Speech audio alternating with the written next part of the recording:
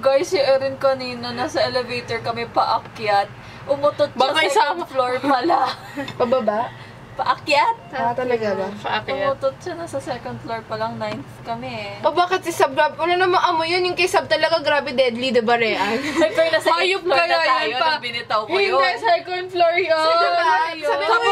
Sabi ko, shit, sabang hanggang 9 pa tayo. Tapos sobrang bagal nung elevator. Kasi yung amoy niya purong-puro. Parang every corner nung elevator. Oh my God, pwede bang may mag-stop dito sa elevator na to?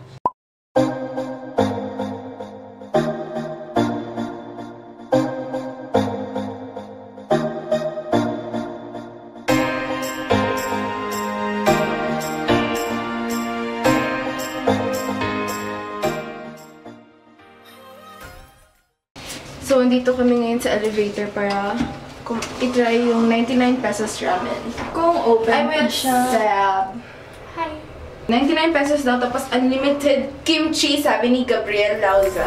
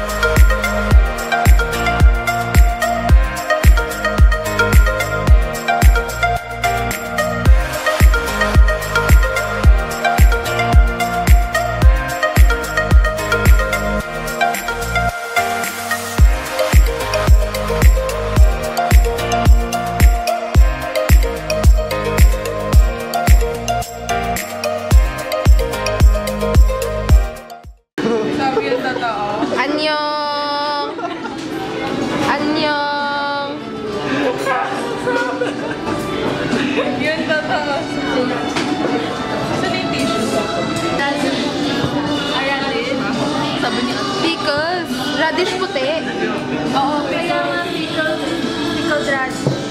Yan kasi, dapat kasama natin lagi si Hannah as nilolok.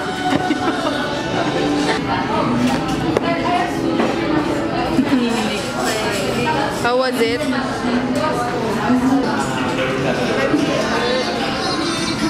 Yes, first time.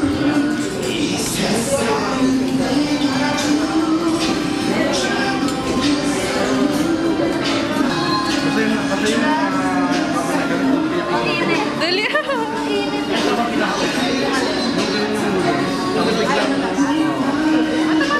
Harap.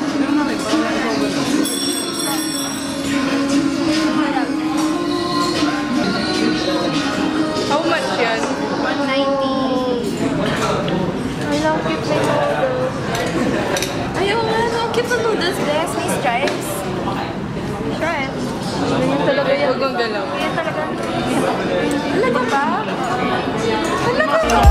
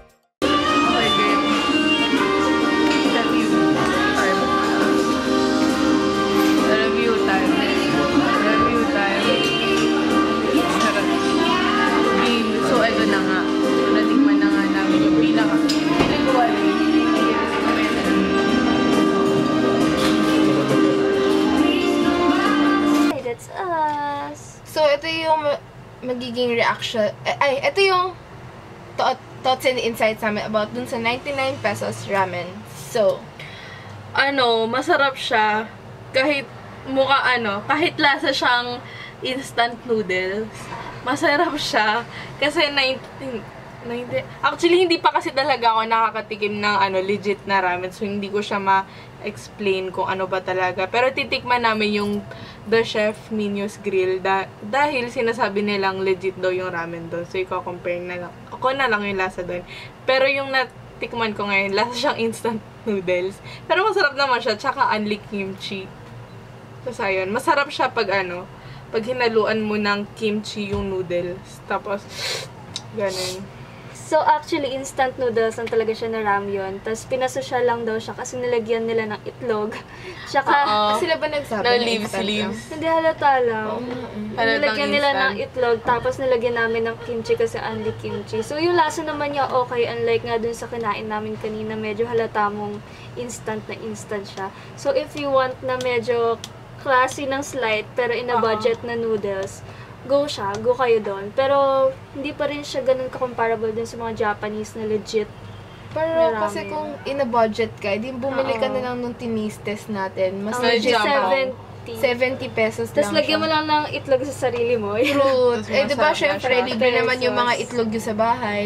Feeling ko binayaran natin yung Korean feel dun sa Tsaka yung aircon. Maganda naman kasi yung place talaga kung makikita nyo. Though medyo Mystery Manila peg siya. Ako naman, same feels. Parang, unang akala ko noodles siya ng Lucky Me. Kasi ganun talaga eh.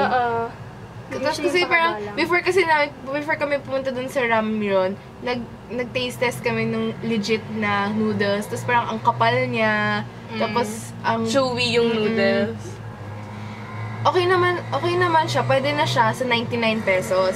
Tapos, nag-try din ako nung samgyeopsal nila. Well, parang feeling ko kulang sa marinade yung pag-grill nila. Kasi, wala talagang lasa. Diba? Actually, wala siyang lasa. Kahit lagyan ko nung nung spicy paste. Wala talaga. Tapos, parang may macaroni doon na parang nilagyan lang ng milk. Evap. Parang evap. Ginanon lang sa Na may evap na may ice. So, parang hindi siya nagmamatch. So, ewan ko. Pero okay naman siya. Masarap Masarap yung kesab. Tapos, masarap yung yung gimbap ni Gab. Ako naman, I don't know kung anong in-order ko. Pero yun daw yung best seller. Pork belly. Hindi yung pork belly. Pork, basta Yung nasa pork siya. taas ng menu, yun yung orderin nyo. Yung best seller nila nasa taas. Yun. Sa pork. Tapos medyo spicy siya. Tapos may flavor talaga. It's so good. Tapos may egg. Ang sarap ng egg. Tapos may parang coleslaw. Pero hindi siya legit na Salad. coleslaw. Parang salad siya with some dairy toppings. And then yung macaroni na may evap nga na ewan na ganun. Pero ako, nagustuhan ko yung macaroni with the evap thing. Kasi parang, nung nilagyan ko din ng konting spicy yung dish ko. And then while I was eating it, parang syempre naghahanap ka ng something na pampawala ng spicy. Ayun, yung noodles, diba? Because it's milk. So, ewan ko, feeling ko perfect pair. Perfect pair. Good. Sobrang sulit ng price. Kasi ang daming pork. As in like, sobrang diba? More than handful siya. Tapos parang tinanong ko sa ate kung ilang slice. Like, it's around 12 slices ng pork. Iyan, na lalaki. 3 ata sila. Ajushi. Feeling ko isa waiter. Kasi naka-uniform siya na black eh. Ay, wait. Korean? Hindi sila nakablue. Yung isang opa, tapos yung dalawa ajushi na. May opa?